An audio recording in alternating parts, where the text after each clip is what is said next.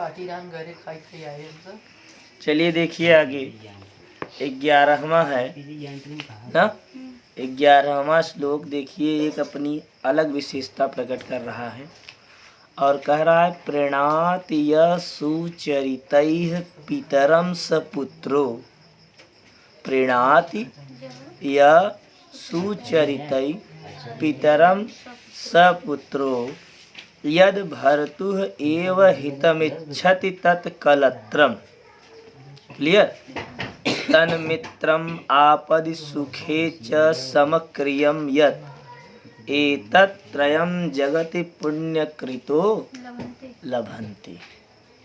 ये देखिए विद्यार्थी जीवन में आप लोगों को यह श्लोक काफ़ी महत्वपूर्ण साबित होगा, क्योंकि परीक्षा के दृष्टिकोण से सुभाषित रत्नानि नामक पाठ तो हर एक विद्यार्थी के लिए इम्पॉर्टेंट है, क्योंकि इससे 7 नंबर की भी उत्पत्ति होती है। ठीक, 7 नंबर का एक व्याख्या पूछा जाता है, ये तो सब जानते हैं। लेकिन सुभाषित रत्नानि के एक एक श्लोक व्यक्ति के वैयक्तिक जीवन को सुदृढ़, मजबूत, तारतम्य एवं आदर्शशील बनाने में काफ़ी मदद या सहायता करते हैं। यह श्लोक अपनी अलग विशेषता प्रकट करते हुए कह रहा है कि प्रीणाति यः सुचरितैः। मिला। प्रीणाति का मतलब होता है प्रसन्न करना। ठीक, प्रीणाति प्रसन्न करता है। यह मतलब जो। सुचरितैः का मतलब चरित। चरित मतलब होता है चरित। चरित मतलब चरित्र, और सु मतलब होता है अच्छा। जो भी व्यक्ति अपने सुचरितैः सुंदर आचरण से, अपने सुंदर चरित्र से, जो व्यक्ति सुंदर चरित्र से पितरम प्रीणाति, अपने पिता को प्रसन्न कर देता है, सपुत्रो, वही सच्चा पुत्र होता है। ध्यान दीजिएगा, सुभाषित रत्नानि क्या यह जो 11वां श्लोक है कुछ अलग विशेषता प्रकट कर रहा है। कहा जा रहा है हर एक पुत्र पुत्र नहीं होता, पुत्र वही पुत्र होता है जो अपने सुंदर आचरण से, अपने सुंदर चरित्र से अपने पिता को प्रसन्न कर दे। वही क्या होता है? पुत्र, अच्छा पुत्र होता है। अब कोई पिता बाजार में सब्जी लेने गया है और कोई व्यक्ति आकर के कह रहा है कि आप ही का लड़का था जो उस दिन मिला था हमसे, हमने कुछ नहीं किया था और अनायास हमको गाली फक्कर दे के जा रहा था, तो उस पिता को खुशी होगी कि बढ़िया किया, अच्छा किया, और हम तो रहते तो मार देते, तो कहेगा नहीं। कहा जा रहा है यह सुचरितैः, जो अपने सुंदर आचरणों से, जो अपने सुंदर चरित्र से, अपने सुंदर बातों से, अपने सुंदर कार्यों से प्रीणाति पितरम, पिता को प्रसन्न कर देता है, सपुत्र, वही सच्चा पुत्र है। क्लियर। आगे क्या लिखा है? यद भर्तुः एव हितम इच्छति, और जो, यद मतलब जो, भर्तुः एव माने केवल अपने पति के बारे में ही, भर्तु एव पति की ही, भर्तु मतलब पति, जो अपने पति की ही हितम इच्छति, हित की, कल्याण के बारे में, इच्छति मतलब इच्छा रखती हो, जो महिला, जो स्त्री केवल और केवल अपने पति के हित के बारे में, अपने पति के कल्याण के बारे में ही इच्छा रखे, तत्कलत्रम, वही एक अच्छी पत्नी होती है। क्लियर। पहले क्या बताया गया? जो अपने सुंदर आचरणों से अपने पिता को प्रसन्न कर दे, तत्पुत्रम, वही अच्छा पुत्र है। जो अपने पति के भलाई के लिए ही दिन रात सोचे, जो अपने पति के हित में ही सोचती रहे, वही एक सच्ची पत्नी होती है। ठीक, कलत्रम मतलब पत्नी। अब आगे क्या लिखा है, तन मित्रम, और वही सच्चा मित्र होता है जो आपद सुखे, आपद मतलब आपत्ति, आपत्ति माने विपत्ति, विपत्ति माने संकट, और जो संकट माने दुख, और च सुखे, जो दुख और सुख में समत्क्रियम, समान रूप से खड़ा रहे, तन मित्रम, वही एक सच्चा मित्र होता। आजकल का मित्र तो बड़ा खतरनाक है। जेबा में पैसा बा है, उन्हें लता लौंग खियावत है, तब देखा तोहार बहुत अच्छा मित्र है। और आज जेबा में पैसा ना बा, घाम लगत रहा और अचानक टायर बोल गया। जब गर्मी तेज रहता है टायर बहुत तेज बोला था। अब टायर बोल गया तो कहीं ऐसा कर, हमरे घाम लगता है, हम चलत है, तू गीते गीते आय। यही होता ना। अब बाबा विश्वकर्मा की यहाँ पंचर उंचर बनवाई के तब तू आया, हम जाते ही घरे, हमें लेट होता है, गेहूं चक्की पर रखेगा। और अगर तुहरे पास 20 रुपया चाउमीन के बा और कह दिए चला आज हाफ प्लेट मराई जाए, तो कहीं चला गेहुआ काला रख सकी था, चला लप से जिप चटाकी कह के निकल जावा जाए अपन। ये होता ना। कह रहे हैं ऐसा मित्र नहीं, मित्र कैसे कह रहे हैं, जो सुख और दुख दोनों स्थितियों में समान रूप से भाग ले, खड़ा रहे, ऐसा मित्र मित्र होता है। आप शुरू से देखिएगा, कहा जा रहा है कि यह सुचरित, जो अपने सुंदर आचरणों से अपने पिता को प्रसन्न कर सके, वही सच्चा पुत्र है। जो अपने पति के हित के बारे में ही केवल इच्छा रखे, ऐसी पत्नी है। और तन मित्रम आपद च सुखे, और जो दुख और सुख दोनों स्थितियों में समत्क्रियम, समान रूप से रहता है, तन मित्रम, वही सच्चा मित्र कहलाता है। आया? कह रहे हैं ना, एतत् त्रयम जगति पुण्य कृते लभन्ते, ये तीनों, एक अच्छा पुत्र, अच्छी पत्नी और अच्छा मित्र, ये तीनों जगत माने संसार में पुण्य कृतो लभन्ते, बड़े पुण्यशाली व्यक्तियों को ही मिलते हैं।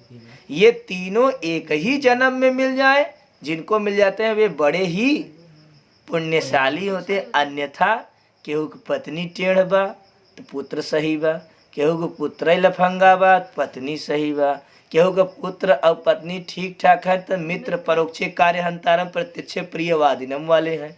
कह रहे हैं अगर ये तीनों उसे एक ही जन्म में मिल जाए तो वह बहुत बड़ा पुण्यशाली व्यक्ति, इसलिए बताया गया एतत् त्रयम जगति पुण्य कृतो लभन्ते। इन तीनों को अगर कोई व्यक्ति पा जाए इस संसार में एक ही जन्म में, तो बड़ा ही पुण्यशाली होता है। आशा है समझ में आ गया, सस्ता है। अगला देखिए लिखा है, ये देखिए थोड़ा सा ईमानदारी से समझना पड़ेगा। बहुत ही अच्छा श्लोक है, लेकिन इसको समझने के लिए आपको दिमाग चाहिए। लिखा है कामा, और ये परीक्षा में हर साल लगभग आता है। आप इसे मोस्ट इम्पॉर्टेंट ये श्लोक कर लीजिए, पक्का है ये हर साल परीक्षा में आता है। हर साल ना तो हर दूसरे साल निश्चित रूप से आपके यूपी बोर्ड का जो पेपर होता है कई सेटों में बनता है। ठीक है, एक आध दो नहीं बल्कि 6-7 सेटों में बनता है। भाई 75 जिले हैं, 75 जिलों में अगर हर एक ज़िले में एक ही सेट का पेपर भेज दिया जाए। आजकल देखिए तकनीकी ज़माना है, तनिक भी अगर देखा तो वो वायरल हो जाता है। पूरे उत्तर प्रदेश नहीं, अगर हम चाहें तो पूरे ब्रह्मांड में उसे घुमा सकते हैं पेपर को, है ना। इतनी तकनीकें बढ़ चुकी हैं। तो पेपर 7-8 सेटों में बनाए जाते हैं, 6-7 सेटों में बना करके पेपर रख लिए जाते हैं।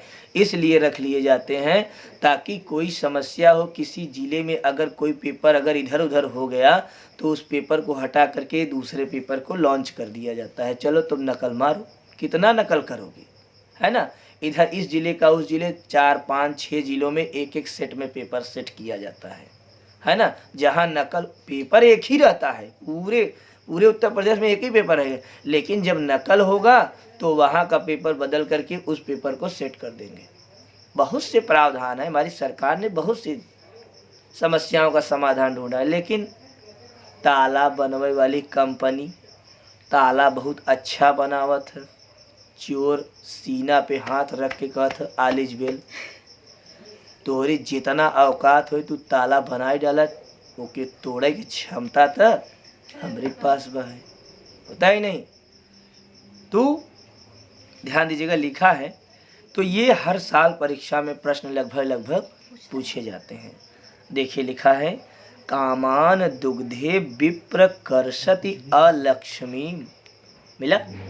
कीर्तिम सुते दुष्कृतंच, क्या लिखा है, कीर्तिम सुते दुष्कृतम या हीनस्ति शुद्धाम शांताम मातरम मंगलानाम धेनुम धीरासु नृताम वाच्यम आहु, मिला। ये देखिए बहुत ही महत्वपूर्ण श्लोक है परीक्षा के दृष्टिकोण से और जीवन के दृष्टिकोण से। ऊपर वाला आप लोग पढ़ चुके हैं, क्या था, प्रणीत यह सुचरितई पितरम स। तो देखिए लिखा है, इसका अर्थ देखिए कहाँ से निकलेगा मालूम है। चौथी लाइन का जो देखिए दूसरा शब्द है, क्या लिखा है, धीरा, मिला। धीरा लिखा है ना, मिला कि नहीं। तो धीरा जो लिखा है, धीरा का मतलब होता है धैर्यवान पुरुष। धैर्यवान पुरुष का मतलब ज्ञानी पुरुष। धैर्यवान मतलब जिनके अंदर धैर्य धारण किया जाता है। सो रहे हो क्या जी, उसको देखो सो रहा है क्या, नींद लग रहा है क्या। तो देखिए लिखा है, आपको ना और टाइम बताए थे, इसमें बात दुश्मन बनाता है ना कि हमके पढ़ाई नहीं देते। देखिए कोई किसी का दुश्मन नहीं है, कोई किसी का दोस्त नहीं, सब अपने अपने स्वार्थ सिद्धि की पूर्ति में लगे हुए हैं, ठीक है। कोई यह चाहता है कि यह मुझसे आगे जाए, हाँ, ये कोई नहीं चाहता ना। तो ये दुनिया की रीत है।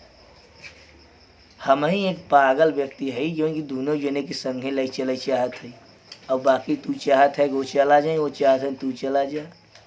सम्मिक चक्कर में आधु न पऊगा, आराम से बैठा रहा, लहावत रहा।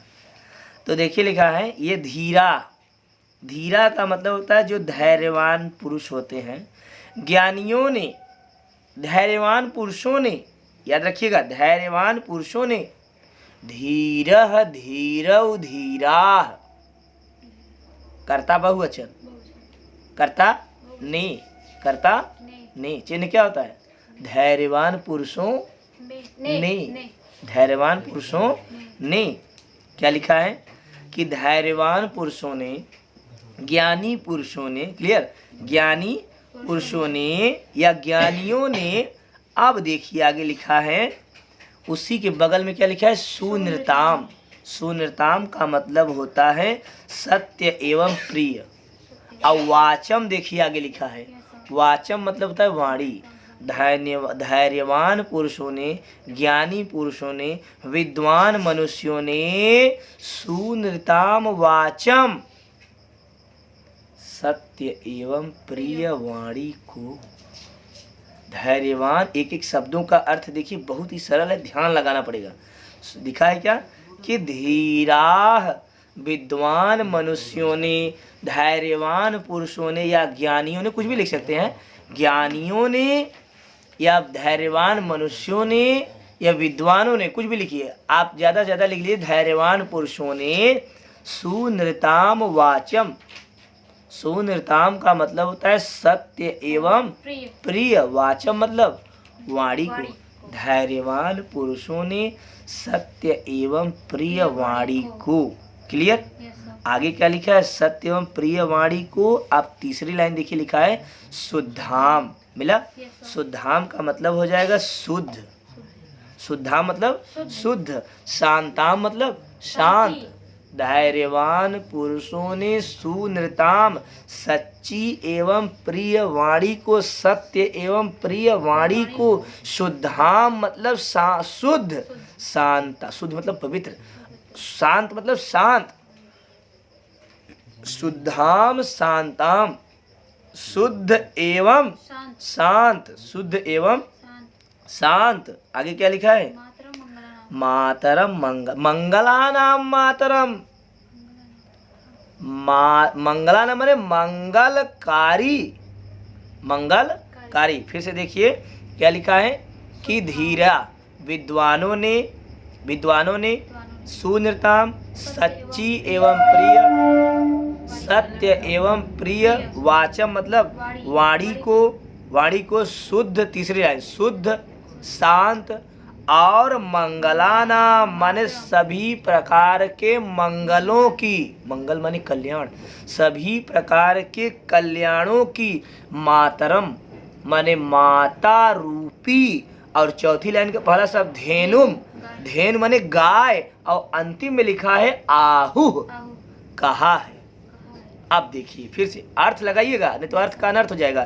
क्या लिखा है कि धीरा माने विद्वानों ने, सुनृताम माने सच्ची और प्रिय, वाचम मतलब वाणी को, विद्वानों ने सच्ची एवं प्रिय वाणी को शुद्ध शांत और सभी प्रकार के कल्याणों की, मातरम माता रूपी, धेनु मतलब गाय, आहु मतलब माना है या कहा है। आएगा जो। अब देखिए आगे लिखा है जो। आया जो। अब कैसी माता माना है? कह रहे हैं जो। अब एकदम ऊपर आ जाइए, कामान दुग्धे। मिला? अब आगे लिखा है कि जो कामना माने होता है इच्छा, आकांक्षा, जो इच्छाओं को दूहती है। दुग्धे माने दूहती है, जो इच्छाओं को दूहती माने सभी प्रकार के इच्छाओं को पूरा करती है। कामान दुग्धे, जो सभी प्रकार के कामनाओं को कौन पूरा करता है? कौन गाय? बताइए कौन गाय? सुनृताम सच्ची और प्रिय, वाचम मतलब वाणी रूपी गाय। विद्वानों ने सुनृताम सच्ची एवं प्रिय, सत्य एवं प्रिय वाणी को शुद्ध शांत और सर्वमंगलानाम सभी प्रकार के मंगलों की, मातरम माता रूपी, धेनुम गाय, वाचम कहा है, आहु कहा है, जो कामान दुग्धे सभी प्रकार के कामनाओं की, इच्छाओं की, आकांक्षाओं की पूर्ति करती है। और आगे क्या है? विप्र कर्षति अलक्ष्मीम, और व्यक्ति की दरिद्रता का नाश कर देती है, और व्यक्ति की दरिद्रता को दूर कर देती है। और आगे लिखा है कीर्तिम सुते, और प्रसिद्धि को बढ़ाती है, तथा दुष्कृतांच या हीनस्ति, और दुष्टता का नाश कर देती है, पाप का नाश कर देती है। आया? आ जाएगा ना? सरल है ना? विद्वानों ने सच्ची एवं प्रिय वाणी को, एक बार मिला लेते हैं। विद्वानों ने सच्ची एवं प्रिय वाणी को शुद्ध शांत और सभी प्रकार के मंगलों की, माता रूपी धेनुम आहुः माता के समान गाय कहा है, जो कामान दुग्धे सभी प्रकार की कामनाओं को पूर्ण करती है ना। और आगे क्या लिखा है? विप्रकर्षति अलक्ष्मीम, और दरिद्रता का नाश करती है, दरिद्रता को दूर कर देती है। सुकीर्तिम सुते, और प्रसिद्धि में 4 चांद लगाती है। प्रसिद्धि को सूते माने बढ़ाती है, तथा दुष्कृतांच माने पाप का नाश कर देती है, पाप को हर लेती है, पाप को दूर कर देती है। आ जाएगा। एक जगह पढ़ाते हैं, जब ऐसे पढ़ाएंगे ना तो 4-5 बच्चे आगे बैठे रहते हैं, कहते हैं स्वाहा स्वाहा, 2 बार 3 बार कहे, फिर हम उसका नाम लेके बुलाए, हम के क्या कर रहे हो, कहें गुरुजी मजा आता है। ठीक है, हम कहे ऐसा आदत मत डालो, नहीं तो परीक्षाओं में लिखते लिखते लिख दोगे स्वाहा, एग्जामिनर अगर स्वाहा कर दिया तो दिक्कत हो जाएगा।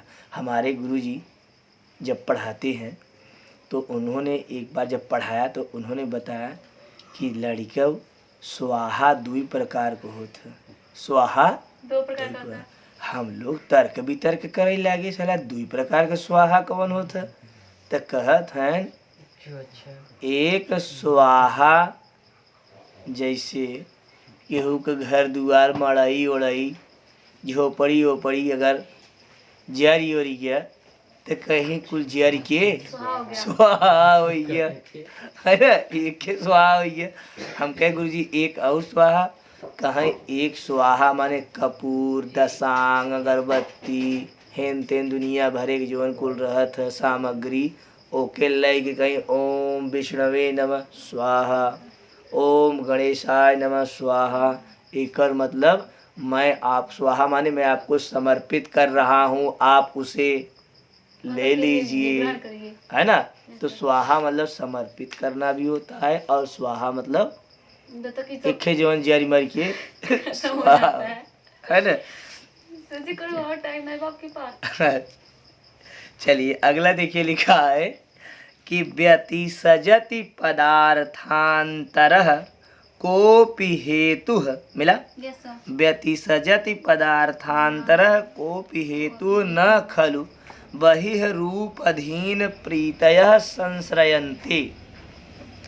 विकसति हि पतंगस्य उदये पुंडरीकं द्रवति च हिमः अस्मा बुद्गते चंद्रकांतः। ठीक, प्रस्तुत श्लोक हमारी पाठ्य पुस्तक संस्कृत हिंदी संस्कृत दिग्दर्शिका में वर्णित सुभाषित रत्नानि नामक पाठ से उद्धृत है। क्लियर। अब देखिए लिखा है, कहा जा रहा है व्यतिसजति।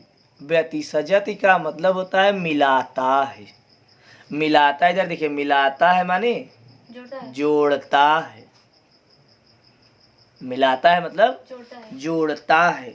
पदार्थ अंतर कोपि हेतु, कोपि मतलब कोई, कोई अंतरः मतलब आंतरिक, हेतु मतलब कारण, कोई आंतरिक कारण ही पदार्थः व्यतिसजति, 2 पदार्थों को आपस में जोड़ता है।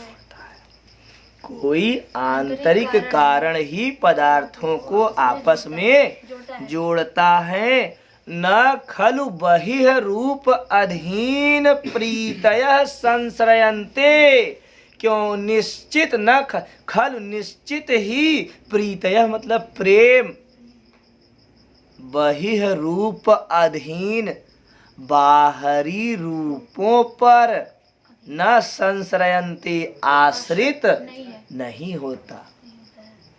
को इधर देखिए, कोई आंतरिक कारण ही पदार्थों को आपस में जोड़ता है। निश्चित ही प्रेम बाहरी कारणों पर आश्रित न संश्रयन्ते बहिः रूप अधीन प्रीतयः। प्रीतयः प्रेम, बहिः रूप अधीन, खलु न निश्चित रूप से निश्चित ही प्रेम बाहरी रूपों पर आश्रित नहीं होता है। कोई आंतरिक कारण ही पदार्थों को आपस में जोड़ता या मिलाता है। निश्चित ही प्रेम बाहरी कारणों पर आश्रित नहीं है, कोई आंतरिक कारण ही पदार्थों को आपस में जोड़ता है। जोड़ता है। क्लियर। अब देखिए तीसरी लाइन में कहा जा रहा है विकसत ही पतंगस्य उदय, उदय क्योंकि पतंग माने सूर्य के उदय होने पर पुंडरीकम विकसति। सूर्य जब उदय होता है, सूर्य के उदय होने पर पुंडरीक मतलब कमल, विकसति मतलब खिलता है। सूर्य के उदय होने पर कमल खिलता है। और आगे लिखा है हिम अस्मा बुधगते, और चंद्रमा के उदय होने पर, चंद्रमा के प्रकाशित होने पर चंद्रकांत च द्रवती, चंद्रकांत मणि पिघलती। समझ में आई नहीं? आगे क्या लिखा है? आगे लिखा है क्या? देखिए लिखा है, हाँ आगे लिखा है क्या? निंदन तो नीति निपुणा यदि वास्तुवन्तु लक्ष्मी समाविशतु गच्छतु वा यथेष्टम अद्यैव व मरणमस्तु युगान्तरे वा न्यायात् पथः प्रविचलन्ति पदम न धीरा। आप देखिए लिखा है कि निंदन तो नीति निपुणा। इसका देखिए इस श्लोक का भाव भी बड़ा अच्छा लगता है। हमारे एक मित्र है विजय कुमार पांडे, ठीक है, वो श्लोक वादन करते हैं, श्लोक का वाचन करते हैं, बहुत अच्छा वाचन करते हैं। कभी आप लोगों को भी उनको बुलाया जाएगा तो उनको भी बुलाएंगे, आप लोगों को भी बुलाएंगे, तो उनका साक्षात्कार जब आपसे कराएंगे तो वो एक एक श्लोकों को गाने का तरीका बहुत अच्छा बताते हैं, बहुत बढ़िया वो गाते हैं। छंदों का सही गायन उन्हें ही ऐसा लगता है आता है। कभी उनके साथ भी एक वीडियो हम लोग बनाएंगे तो उसमें बताएंगे वो कि कैसे श्लोकों को गाया जाता है। तो देखिए लिखा है निंदन तो नीति निपुणा यदि वास्तुवन्तु लक्ष्मी समाविशतु गच्छतु वा यथेष्टम अद्यैव व मरणमस्तु युगान्तरे वा न्यायात् पथः प्रविचलन्ति पदम न धीरा। अब देखिए इसको थोड़ा सा हम आपको श्लोक के माध्यम से भी बता सकते हैं। जैसे देखिए लिखा है कि निंदन्तु नीति निपुणा यदि वास्तुवन्तु लक्ष्मी समाविशतु गच्छतु वा यथेष्टम निंदन्तु नीति निपुणा यदि वास्तुवन्तु लक्ष्मी समाविशतु गच्छतु वा यथेष्टम अद्यैव वा मरणमस्तु युगान्तरे वा न्यायात् पथः प्रविचलन्ति पदम न धीरा न्यायात् पथः प्रविचलन्ति पदम न धीरा। देखिए इस श्लोक जिससे ना ये गायन का तरीका इसलिए होता है जैसे आपको थोड़ा सा मतलब दिक्कत हो रहा है, आपको बोरिंग टाइम हो रहा है तो लोग गाना वाना गाने लगते हैं। तो सारी गाने सारी स्थितियाँ इसी में जुड़ी हुई हैं। बस बात सिर्फ यही है कि हम उसे किस प्रकार से अपने अंदर ला सकते। तो आइए इसका अर्थ जल्दी से बताते हैं। लिखा है निंदन तो नीति निपुणा, नीति निपुणा, नीति में निपुण लोग निंदन तो चाहे निंदा करें, नीति में निपुण लोग चाहे निंदा करें, और यदि वास्तुवंत और चाहे प्रशंसा करें। नीति में निपुण लोग चाहे निंदा करें चाहे प्रशंसा करें। लक्ष्मी समाविशतु, लक्ष्मी चाहे आए, गच्छतु वा यथेष्टम चाहे अपनी इच्छा अनुसार चली जाए। फिर से देखिए नीति निपुणा निंदन्तु, नीति में निपुण लोग चाहे व्यक्ति की निंदा करें, और क्या लिखा है आगे यदि वह स्तुवंतु और चाहे उनकी प्रशंसा। लक्ष्मी चाहे आए या फिर अपनी इच्छा अनुसार चली जाए, या अपनी इच्छा के अनुसार। चली जाए। गच्छत वा यथेष्टम, वा माने या, गच्छत माने चली जाए, और यथेष्टम माने अपनी इच्छा के अनुसार आ जाएगा। अद्यैव मरणमस्तु, मृत्यु चाहे अभी हो जाए। अद्य मतलब आज ही, मृत्यु चाहे आज ही हो जाए। युगांतरी वा, चाहे युगों युगों के बाद हो, मृत्यु चाहे आज ही हो जाए, और या युगों युगों के युगों बाद युगों। हो। नीति में निपुण लोग चाहे निंदा करें, चाहे प्रशंसा करें, चाहे प्रशंसा। लक्ष्मी आए या अपनी इच्छा के अनुसार, चली जाए, या अपनी इच्छा के अनुसार चली जाए। आगे क्या लिखा है? अद्यैव मरणमस्तु, युगांतरेवा, मृत्यु चाहे आज ही हो, आज हो, युगांतरी वा, या फिर या युगों युगों के बाद हो। बाद। न्यायात पथः प्रविचलन्ति पदम न धीरा, परंतु धीरा, जो धैर्यवान पुरुष होते हैं, जो न्याय के पथ पर चलने वाले धैर्यवान पुरुष होते हैं, पदम न धीरा, वे एक पैर भी अपना गलत मार्ग पर प्रदर्शित नहीं करते हैं। न्याय के मार्ग पर चलने वाले जो मनुष्य होते हैं, वे अपने मतलब कि वे पग भर भी डगमगाते नहीं, अपने मार्ग से डगमगाते। नहीं है। अंतिम श्लोक देखिए, 2 लाइन का है। ऋषयोः राक्षसीम आहुः वाचम उन्मत्त अदृप्तयो सा योनिः सर्ववैरणाम साहि लोकस्य निहृति। मिला? Yes, sir. ये बहुत ही सरल है। लिखा है ऋषयोः मतलब ऋषियों ने। ऋषि मतलब ऋषि जो अच्छी बातें बताएं, ऋषि मतलब मुनि, मुनि, तपस्वी, ये तपस्या करते हैं। आजकल का ना, पहले की। आजकल ऋषि कम, ढोंगी ज्यादा है। अब आप लोग कह सकते हैं, अब हम कैसे कहें, है ना? तो अगर उनमें और लोग भी हैं, लेकिन उनका भी चरित्र खराब कर रहे हैं ये लोग, है ना? आज भी हमारा भारत देश ऋषियों का देश है। हमारा भारत देश आज जाना जाता है तपस्वियों को ही देन है, लेकिन रंग में भंग हो गया है, होता है। तो ऋषियों ने वाचम माने वाणी को, कैसी वाणी को? उन्मत्त अदृप्तयो। मिला?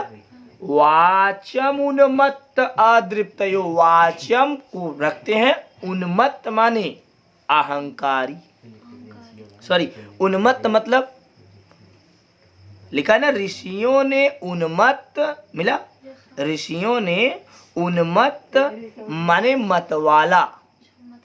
मतवाला मतलब आवेश में आकर के जल्दी से बोल देना, कुछ समझना नहीं तब से उत्तर दे देना। ऋषियों ने उन्मत्त और अदृप्तयो माने अहंकारी, वाचम माने वाणी को। ऋषियों ने उन्मत्त और अदृप्तयो अहंकारी, वाचम माने वाणी को राक्षसीम आहु। राक्षसी वाणी कहा है? ऋषियों ने उन्मत्त और अहंकारी वाणी को राक्षसी वाणी कहा है। आगे लिखा है देखिए, सा माने जो माने जो राक्षसी वाणी। कौन वाणी? राक्षसी वाणी उन्मत्त और अहंकारी। ऋषियों ने उन्मत्त और अहंकारी वाणी को राक्षसी वाणी कहा है। सा माने जो, सर्व वैरणाम सभी प्रकार के वैरों को, वैर मतलब दुश्मनी, जो सभी प्रकार के वैरों को, ध्यान दीजिएगा, जो सभी प्रकार के वैरों को, योनि माने जन्म देने वाली, जो सभी प्रकार के वैरों को क्या देती है? जन्म देती है। और साही लोक निहृति, और संसार की निहृति माने विपत्ति का कारण होती है।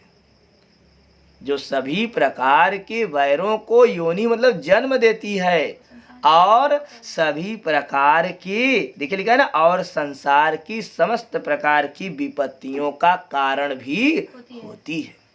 अगर हम उन्मत्त और अहंकारी वाणी बोलेंगे किसी के सामने उससे हमारा वैर होगा, तो क्या उससे हमारा झगड़ा ही होगा ना, वैर होगा, दुश्मनी होगा। वही बताया जा रहा है, ऋषियों ने, ऋषि जो बोले सही बोले, ऋषियों ने उन्मत्त और अहंकारी वाणी को, अहंकार में हम बोले किसी के सामने तो उससे हमारी दुश्मनी नहीं होगी और संसार में हमारी जग हंसाई भी होगी। अभी निकलेंगे तो कहेंगे देखो अहंकारी प्रवृत्ति का व्यक्ति जा रहा है, बहुत अहंकार उसके अंदर है। अहंकार तो रावण का भी टूट गया। कौन है इस जग में जिसका अहंकार घमंड टूटा न हो, चूर चूर सबका टूटता है। किसी का आज तो किसी का परसों, है ना। तो कहा ऋषियों ने, लास्ट देखिए, ऋषियों ने उन्मत्त और अहंकारी वाणी को राक्षसी वाणी कहा है, जो सभी प्रकार के वैरों को जन्म देती है, दुश्मनियों को जन्म देती है और संसार की विपत्ति का, संकट का, दुख का कारण भी होती है। क्लियर हुआ? आज आपका सुभाषित रत्नावली पाठ पर अंत हुआ। परीक्षा दृष्टिकोण से इस सुभाषित रत्नावली नामक पाठ का पूरा उम्मीद है कई बार आप वाचन करेंगे, कई बार दोहराइए। और मेरा आपसे यह निवेदन है कि तब तक पढ़ो जब तक परीक्षा न हो जाए, परीक्षा के बाद मत।